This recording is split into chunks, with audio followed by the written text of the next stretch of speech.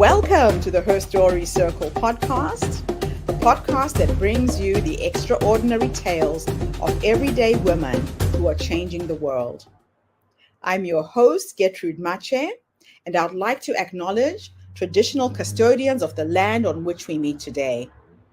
I also like to pay my respects to elders, past, present, and emerging. Every week, we dive into the lives, challenges, and triumphs of women from all four corners of the globe. We're here to inspire, enlighten, and connect, sharing stories that uplift and empower. So grab a cup of coffee, settle in, and join us as we explore the incredible journeys of women shaping our future. This is Her Story, where every woman's voice matters. Hello, everybody, and welcome back to the Her Story Circle. This is Gertrude Mache here in beautiful Melbourne, Australia. And today I am graced with the presence of yet another fascinating guest. Welcome, welcome, welcome to our tribe. Please tell everybody your full name, where you're based, and share your story with us today. And my story started when I was young. Even when I was going to high school, I started 3 businesses, but I failed. And after high school in 2015, I decided to go to the US. My purpose was to study. That was my main purpose. So I went there. I spoke in English. I had a lot of difficulties talking to other people. A lot of people wouldn't understand what I'm saying. I couldn't understand what they are saying to me, so it was tough. But I was able to study English, learn the language. And then I went to college in Arizona. At the same time, I always have that mindset inside my Canadian. I want to do something. I'm not. I just end up working in a 9-to-5 job. So I tried to start our business parts. That was kind of went semi-successful, but it was a lot of time commitment, and I couldn't keep up with the workload because I was also a full-time student at that time. So I dropped that business down. And what happened to me is that I met a friend and we decided to open a coffee shop. This was like 3 years into my study, and I was saving up money at that time. So once I met him, I was like, okay, now my dream is going to become true. So we planned everything to do that coffee shop launch, and also we met together to kind of prepare the meals, the coffee, all of that. But and also I noticed one thing at that time. I was only the one that going to look at different locations to rent places, and I would let him know about that. But I noticed like he wasn't really that excited like how I was excited. And I had a conversation with him. Then he told me, you know what, probably now it's not the right time for me. And it felt like, my dreams just are gone in just a blink of a second. I did not really stop there. I continued to start another business, which was I was flipping cars on the side when I was a full-time student at the same time. So, and that business went really good. It was my first success as a young kid in his college. I was able to even up to $5,000, $7,000 per month. It's not a lot at that time, but it's actually significantly life-changing money for like a young kid in the US alone, no family, nothing. So I continued with that business for about 3 years until COVID hits. That's when everything changes. I mean, the business was really good, but I just got tired of looking at cars. I would also travel 6 hours away to buy a car, bring it back, and even I would fix it myself. I would actually do everything myself. But when COVID hit, something inside me kind of hit me in the heart, which is that maybe if I want to go back to Saudi Arabia or even to travel anywhere, this business, I cannot operate the business. So like everybody else, I started looking online, how to make online, all of that good stuff. And I saw an ad about start your e-com business. I looked into that ad. I went through a webinar. By the way, at that time, I did not know this was a webinar. He's going to have some upsell to sell people. I did not know anything about that. So I went through that, but I did not buy I saw another ad about start your Amazon FBA business, and that ad was only book a call. So I scheduled a call, and I remember his name. His name is Clinton. So Clinton, he gave me a call.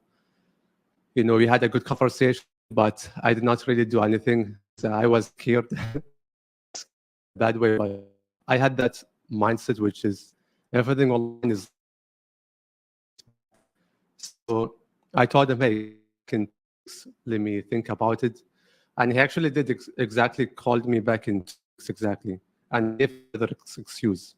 I told him, hey, you know what? Now is not the right time. Call me back maybe in a few days. He did call me back in a few days. And at that time, I realized, hey, this guy is like on top of me. So probably he's legit. He got something. So I got into his mentorship, and that was the best decision I have ever made. That decision has changed my life. And at that time, it was almost my last semester in college. So I got to the point where I need to make this work, or I would end up in a job that I would hate for the rest of my life. And for sure, I want the first option to make this work. So I was fully committed. I was skipping classes, skipping homework to just really working on the business. And gladly, I made that work. So 12 months later, I made over $500,000 in sales. And 2 years into that business, I sold that business. But one thing I want to say, like when I was in that process in my last semester and also starting the business, I had a conversation with my dad. And he was asking me about school, how is school going, everything. And I told him that, hey, dad, actually, school is going good, but I don't really care about school. I'm doing this business, it's going good, and I'm going to focus on that. I was happy and positive when I said that, but his response was not expected. He told me that, what? No, like you have to focus on the school. That's your future. Like you went to the US to study, not to start a business. So he just went on and on and on. That kind of really dismotivated for me. And I know that he said that from a place of love to protect me. He thought the best for me is just to focus on the school and get a job. But I know what is best for me. So I continued anyways, and I scaled to $500,000. Second year, I sold that business for a good big exit. And during those 2 years, the amount of money I made, it would be impossible for me to make that in a 9 to 5 job. And during also that process in my community, a lot of people reached out to me asking me for help. Hey, how are you making 1,000 a day, 5,000 a day? Even my best day, I think, was 9,000 a day. And I was posting my results into the community. And they asked me a lot for help. Hey, help me out. I cannot even get any sales. Can you help me out with my business? But at that time, I did not have time. So once I sold my business, I started thinking about those people who reached out to me. And that's where I started Finders Automation. I'm wearing the t-shirt, Finders Automation. And the mission for my main company right now is that we do two things. One, we build a business for anyone who's looking to start a business or even to invest. But second, which is that's our main focus, we help investors to invest. Basically, we buy businesses, we scale businesses, then we sell the businesses. So that's our main focus right now. And today, under our portfolio, we have about 16 different companies that we have built from scratch. And so some of them we bought, and this year we are going to probably acquire 2 more businesses before the end of the year, before the end of this year. And yeah, I think I have been blessed. And today, believe it or not, if you talk to my dad, he is super proud of what I have achieved. Even I heard him one time talking to a friend about me. He's saying that he's making way more money than what I'm making. So yeah, my dad is proud.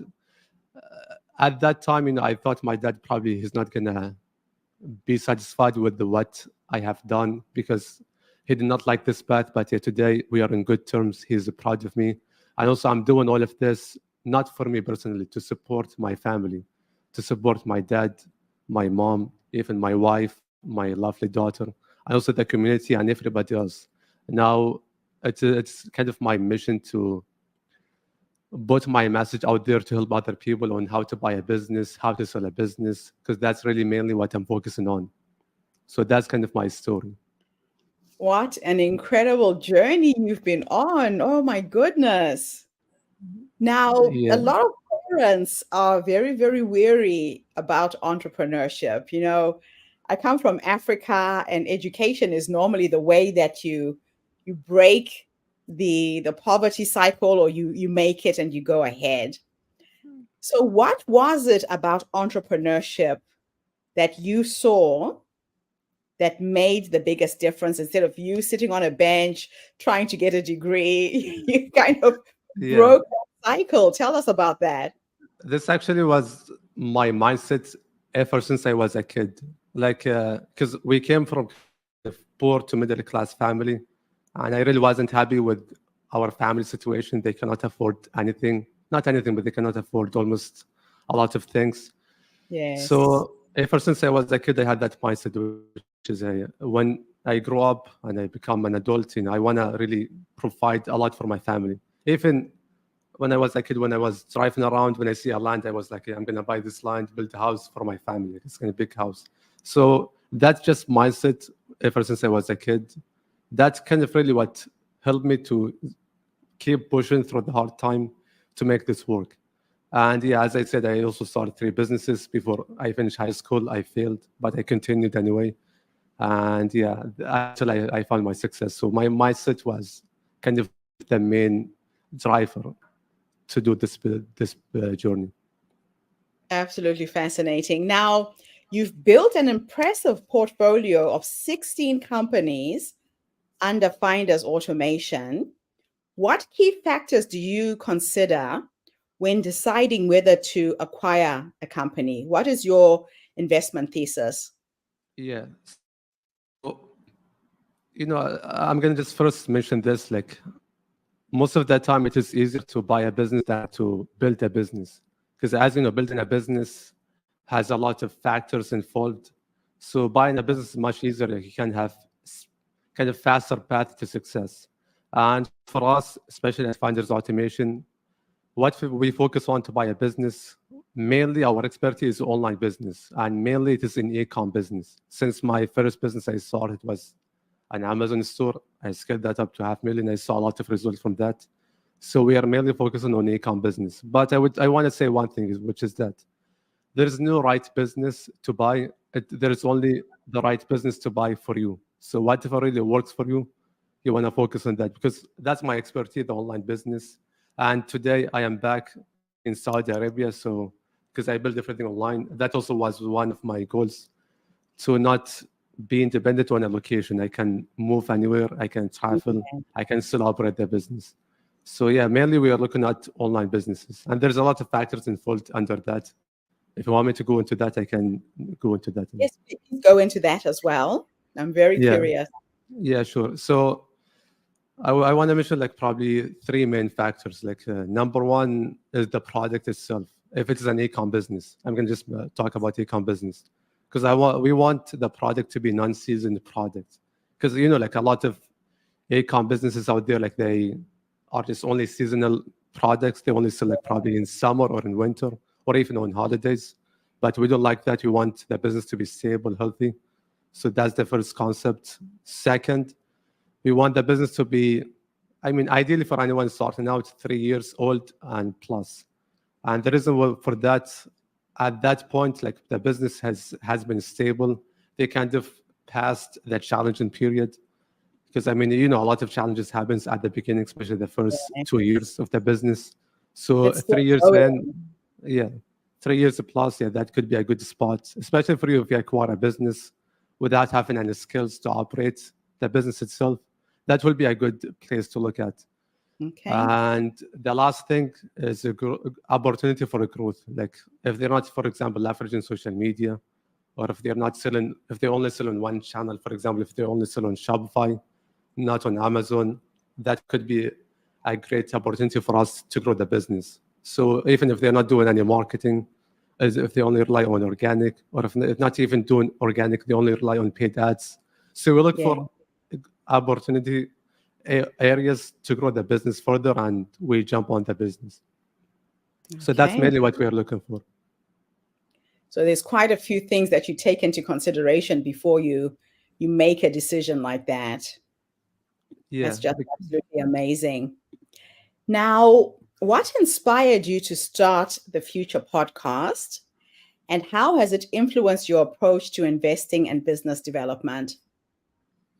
Yeah, it's really the main reason why I started the podcast is to connect with high level people, like because and also that podcasts can give you access to good people, and you can add them in your network, because in business world it's all about your connection, your network. So that was the main reason why I started the podcast, to just build my network and my connection with the high level people. Because even I'm blessed, like I made friends. Even I had one friend, I met him actually this month within the last 30 days on my podcast, and he had three successful exits, and he made over 50 million dollars. So yeah, I was able to get access to that person, and also we connected really good to the point now we are friends. So that's Okay. really why I started the podcast. And the mission for the podcast is to help entrepreneurs out there to build a better future. So that's kind of the mission of the podcast. Like we invite successful people to share their story, their journey, what they have Yeah. done, the lessons, the hard time they went through, so that other people can learn and observe Learn what they from have that. done. Because it's all with the mindset. Like if they develop the way they think Yes. from other angles, like they see a successful person share the way they think, yeah, they can probably absorb something. So that's the mission of the podcast. I love it. So, for those new to digital real estate and business acquisitions, how would you explain the concept of unlocking a high IOI through this strategy, high return Yeah. on investment? Yeah, this is like a good question. So first, if you talk about any other investment out there, like maybe, for example, the stock market, as you know, like probably, I mean, if you do like day trading, probably you might get 5% a month or something like that. Yes. So on real estate, for example, the cash on cash return can be 10%, maybe maximum 20% if it is like so good deal, but it's going Yeah. to be really hard to pass 20% annually. But for us, we were able to unlock even 100%, 300% cash on cash return. And the way we do that basically is by buying a business. I'm going to give an example. So the if a business is making $30,000 of profit per month, and you can acquire that business not using your own money, you can leverage. In the US, there is something called SBA loan. You can leverage that loan. It has like a good rate, interest rate, because it is backed Okay. up by the government. So if Right. you leverage that loan, you can only put like probably a small amount of money down into the business. And over the next 12 months, your cash on cash return can be like more than 100%. So that's Right. kind of the game we are playing. Like we are not really interested in investing into the stock market or real estate, because the return is just really small. So you're buying a Okay. business, especially buying a profitable business, because we mainly acquire a business for the monthly cash flow.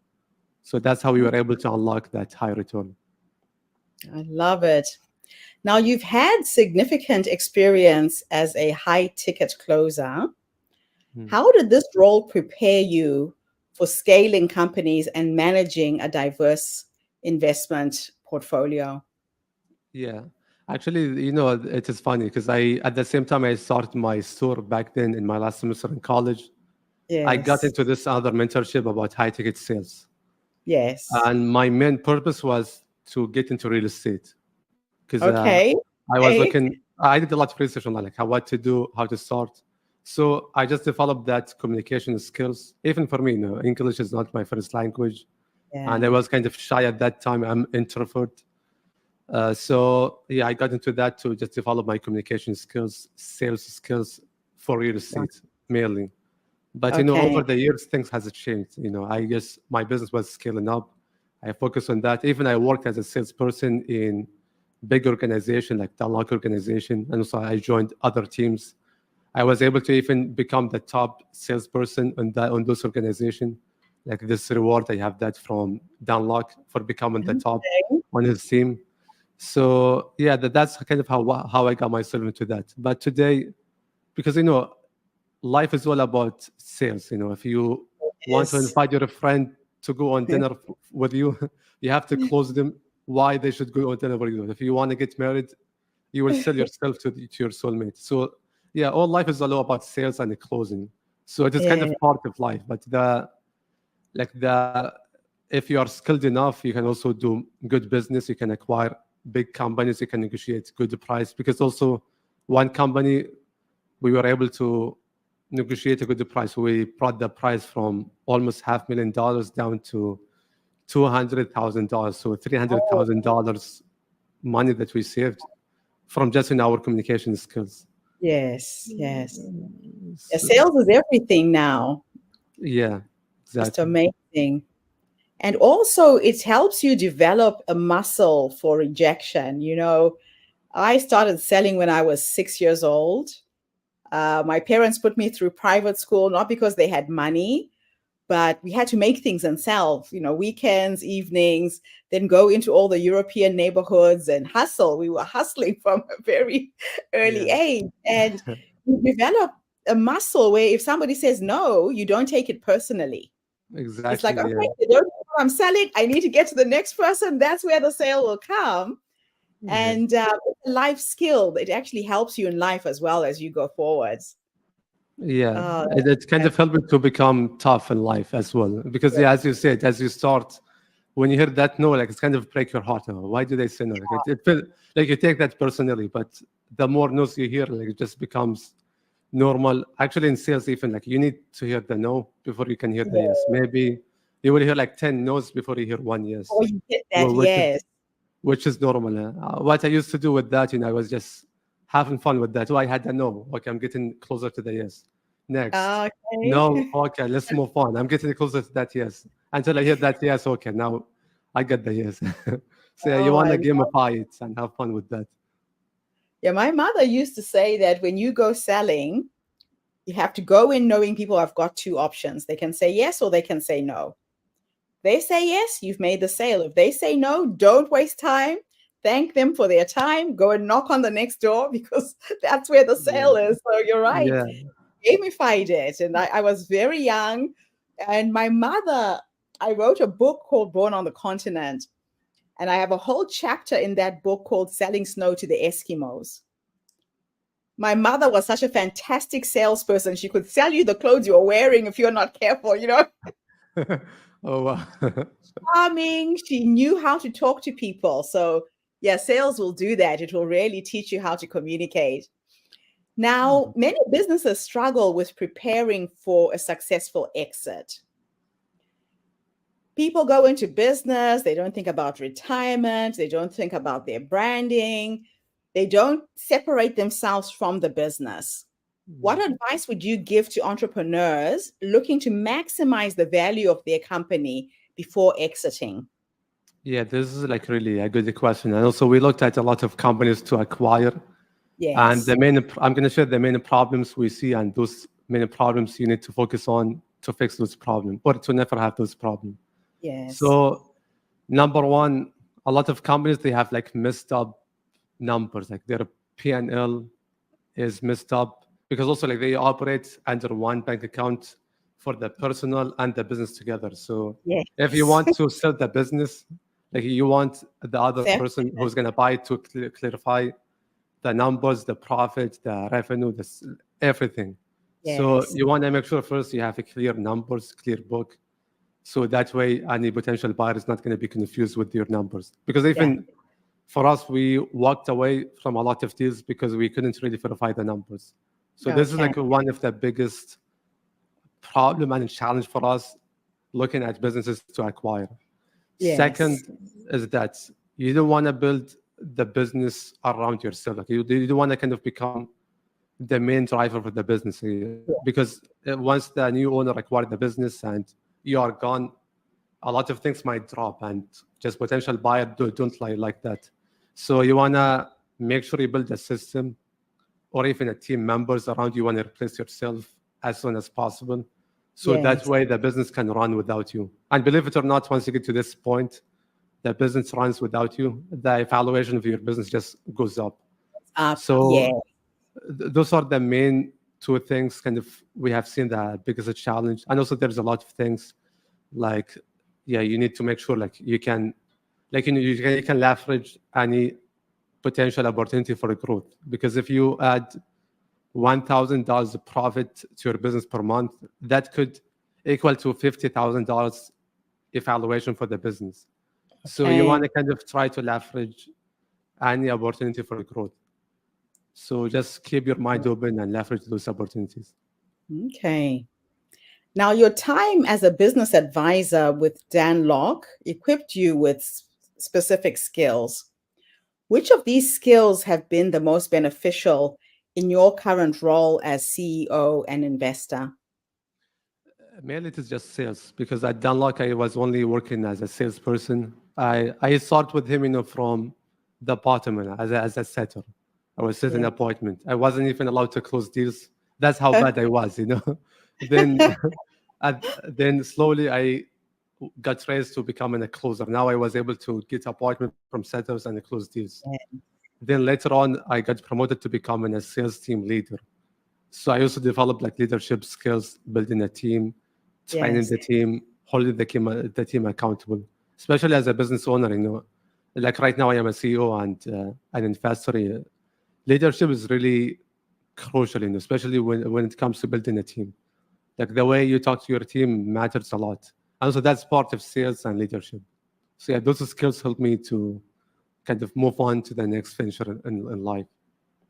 And I like the fact that you've brought up building a team, because a lot of times entrepreneurs work in their business and not on it. They're in the trenches doing the work instead of delegating and getting other people to do it. And that's where you kind of extract yourself so the business can run whether you're there or not, right? Yeah, exactly. And also that's how you can have a higher evaluation if you want to exit the business. I love it. Now, in today's competitive investment environment, what are some of the biggest challenges that you faced and how have you overcome them? A lot of its challenges. One is that finding the right deal, and usually, especially when we acquire a business, you do want, especially if you start out, no skills, nothing, and this is like the Yeah, challenge we are facing as well. It will take you time to find the right deal. Like, don't get attached to a deal. Like, you okay. need to be able to walk away from the deal, even though if you get attached to the deal, like, because if you get attached to the deal, you might end up doing the wrong deal. So Yeah, that's kind of the main challenge we faced early on. But now we're able to kind of walk away from deals. If that is good, we like it, but if we don't agree on good terms, we will just walk away from the deals. So our yeah. biggest challenge is just finding good deals. And Yeah. don't get personal. Don't let it Yeah, don't get personal. And also that's gonna take time. It could take 1 month, 6 months to find the right Mm, deal for you. But you don't wanna end up doing the wrong deal. So take your yeah. time, don't rush it out. What do they say? It's better to slow down to speed up.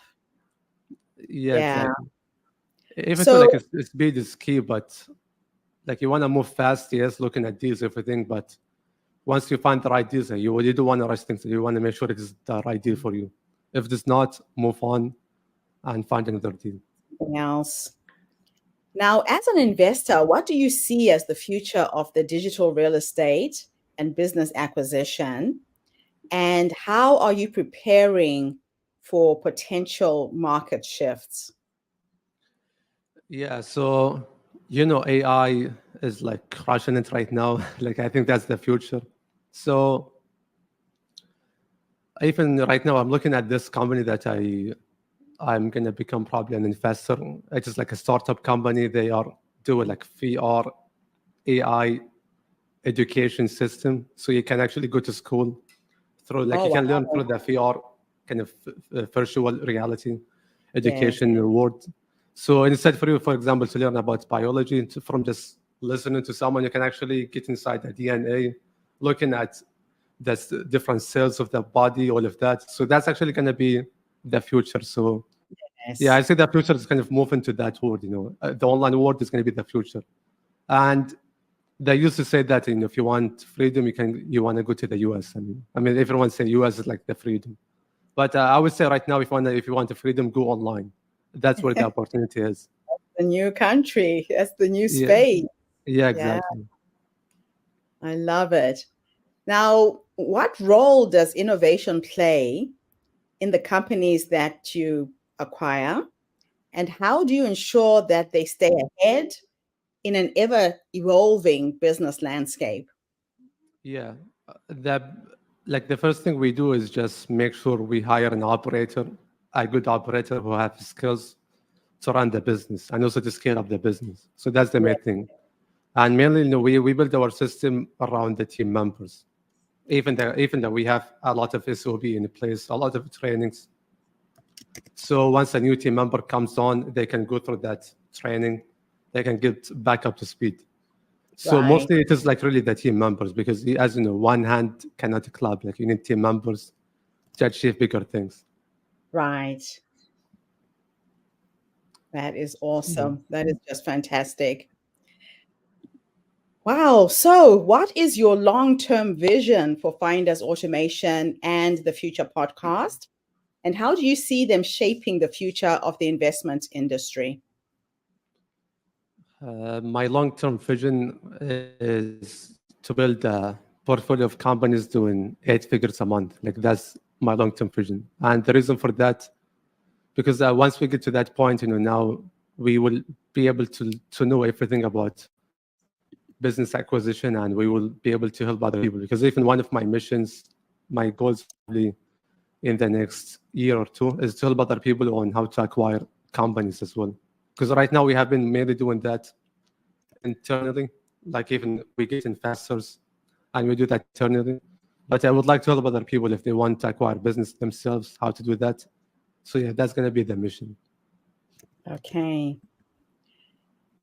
Now, I want to talk about influencers who are selling their digital businesses. There's people who create theme pages online and they are selling those to other people who are wanting to get exposure. Are you involved with that type of business as well? No, because if they build the business around personal brand, like if the owner is the face of the business, that's not going to be a good business to acquire because maybe if you acquire, part of the business, like maybe 40%, 60% of the business, and you still have the owner to say on the business, that could be a good business to acquire. But if the business is fully operated by the personal brand and you want to acquire the whole business, that will not be a good business to acquire. Okay. Okay. Because also most of those companies, I want to add one more thing. Most of those businesses, they are doing that for the cash flow. Like they just because they treat that as lifetime job. And most of them actually they don't want to exit the business. If you ask them, hey, are you going to sell the business? If they are successful, they will say no. They will just keep doing that because usually they enjoy what they are doing. Okay. Yes. The last question is, let's have a little thought experiment. In fact, it's two questions. If time was an illusion and I could take you all the way back to that young man who was not going to college, had a vision to go into business, parents are not in agreement, but you knew that what you're doing is going to work. If you could go back and give him 3 nuggets of wisdom, just in case there's another young entrepreneur online right now, based on what life has taught you up until this point, what would those 3 nuggets of wisdom be? Yeah. Number one, start early and have an open mind and an open heart. Look it up online on how to actually start a business if that's your goal. So you just want to have an open mind and heart and start early because my regret is not starting earlier. Yeah, I moved to the US 2015, but I did not even start the business until probably 2020, just right before COVID. So start as early as possible. Second, you want to start developing skills as well, especially sales, marketing, leadership skills. Those are like really important skills. Like, start learning about those skills, reading books, watching YouTube videos, investing in mentorship, because that's how you can actually acquire more skills. You can become more valuable when you work at a company or even once you start your own business. Third, which is that you want to just have a growth mindset. It is never enough. You might reach some level of success and you might have some ego telling you, hey, I cannot, I have achieved enough. I do want to learn from somebody else, but you want to always have that growth mindset, always learning, because now entrepreneurship is like lifetime job. You don't just do that and 1 year, 2 years, then you retire. No, this is lifetime job. You read books, you keep learning, you keep developing yourself. Even one of the regrets I had is not learning earlier, because when I used to listen to music a lot, wasting time watching TV shows. That, nothing wrong with that, but right now I don't do that anymore. When I'm driving by myself, I listen to podcasts, to an ebook, to something that's going to feed my brain. When I'm working out, I use it to listen to music, but not anymore. I listen to something that's going to feed my brain, because the time is valuable. You want to use every single moment of your day towards your future. So that's the advice I would give.